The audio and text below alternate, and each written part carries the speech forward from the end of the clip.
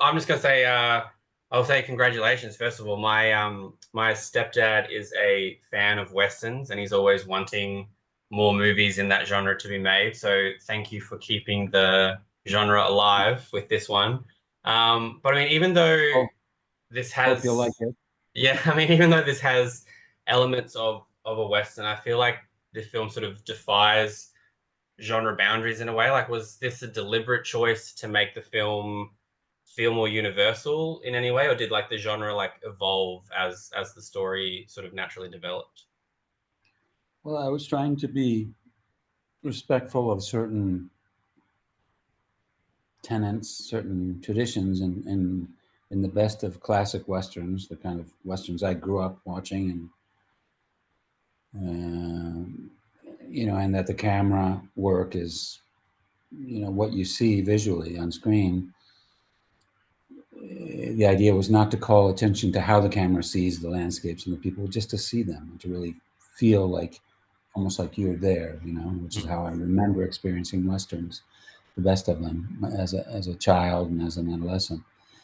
And so to being respectful of that, a certain formal, simple, elegant kind of cinematography, and then an attention to historic detail in terms of the gear, the saddles, the spurs, the hats, the interiors, exteriors of buildings, the streets, everything, language spoken, the dialects, all that.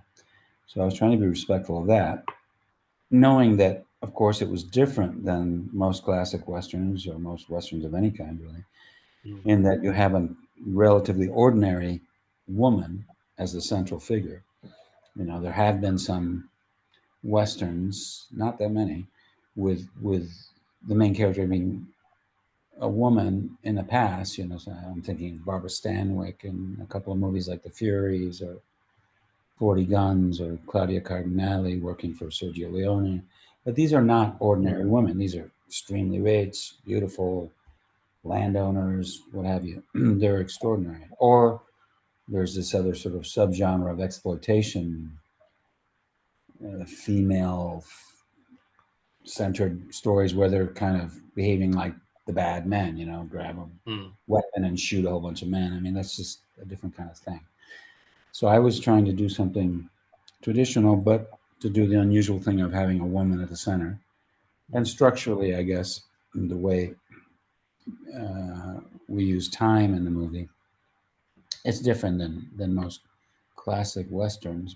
But I was trying to be respectful. Even the music score is something that Mm. feels authentic to the period. That was the idea, even though it's original music that you hear in the saloon. It's music from that time, and then the stuff that you hear, that with the cello and the violin being the central instruments, with some piano.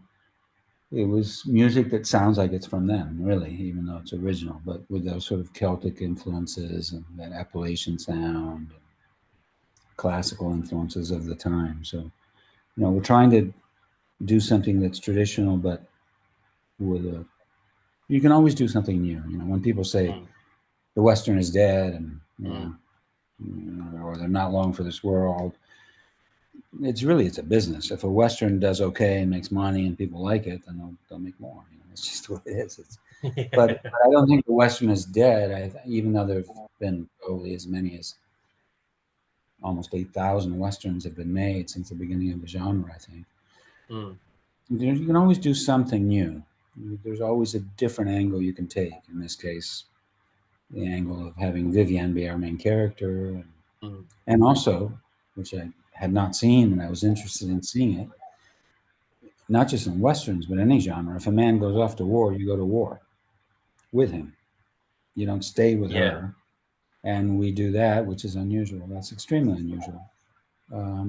And I'm sure there were many Vivians back in the time. In that at that time, there had to be. There were many women that had to be self-sufficient, were left on their own um, to fend for themselves. It's just that people, novelists or journalists or what have you, uh, at that time in the 19th century, they weren't so interested in that. Not at all, really. They were more interested in, I don't know, sheriffs and outlaws and gunfights and cattle drives and the Civil War and pioneers and mountain men and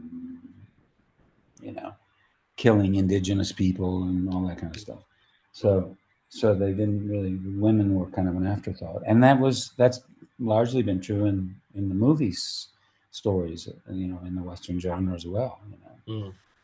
You really, even female directors, often when they've made a Western, it's been about the man and what he's going through, and the woman is secondary. There are some notable exceptions in recent years, like say Kelly Reichardt, for example, um, with strong female characters at the center of the story, but it's unusual still. Mm. Well, as you said, like doing something new, like like the film reveals, like the fate of a certain character, which sort of sets like that sort of emotional tone, like lingers throughout the story. And like as a filmmaker, like how do you approach like the non-linear structure and like the challenge of building emotional depth and suspense, knowing that the audience is aware of Hmm. that character's fate? Like, did that shape the way you wanted the audience to connect with the character and the journey? Well, you have one chance to tell the story, and from the Mm, writing, shooting to the editing, music, everything.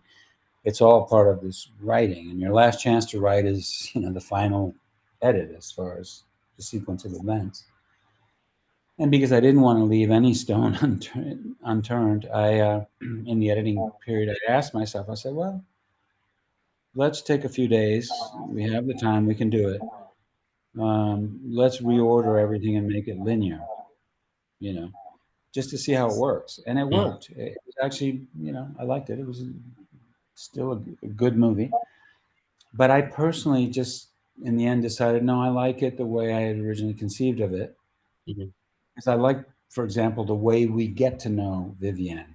I mean, seeing what happens literally in the first scene to her gives a different weight and importance to everything you see from then on, from childhood right through her life and her encounters and her relationships with different people. It has a different weight.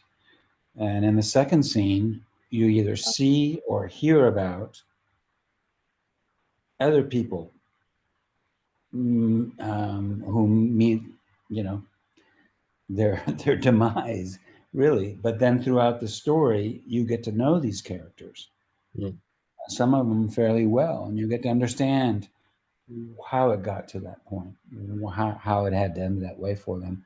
It has a different weight. Their scenes, it adds an importance. It's a different thing. It was especially true with her. You know, what fate has in store for her makes you look at her differently. It makes you pay more attention, or at least it did for me. I mean, you have to make the movie you want to see, and hope mm. that others, at least some other people agree with you. So far, audiences have seemed to have liked that. And I don't know. I mean, I think in terms of nonlinear storytelling, it's more common, I guess, in novels, but in recent years, TV series have done that a lot. Mm. So I think audiences are not averse or inexperienced with watching that storytelling in a non-linear way. They sometimes with series that goes on and on that way for many many episodes, and people are used to that more. So hopefully it will work in Australia as it has in other places with audiences. Yeah, like I didn't really know what to expect going into it, and so knowing what happened at the beginning, which is technically the end, it was interesting to see where the characters were going and who was like interacting with who and the dynamics of everybody. And yeah, like Mhm. for going from Falling to this, like it's like your directing's just going in stride. And I have to say, like as a gay man, like Falling definitely was a film that meant a lot. So I have to thank you for that as well. And yeah, congratulations on everything. Like it's so great to see films being made, films that aren't being made a lot, and that they get out there in the world. And I think anything that you're involved with is always has sophistication to it. So I have to say thank you. And also Eastern Promises, amazing. I can't not leave without saying that. So thank you so much. Well, thank you for all the kind words. It's hard to make any movie, so I guess there's one thing since I started directing, um, I probably am a little easier on movies or on the directors who've directed movies, whether Mm. I've met them or not, it doesn't matter. Because I know how difficult it is to make any movie, just to get it made, and to make a movie that works more or less from beginning to end and follows and is true to itself. It's very hard to do that, and you have to really prepare and really work well as a team, and you have to be lucky as well. Certain things have to happen, fall into place. The way the actors perform, things that happen on in the day.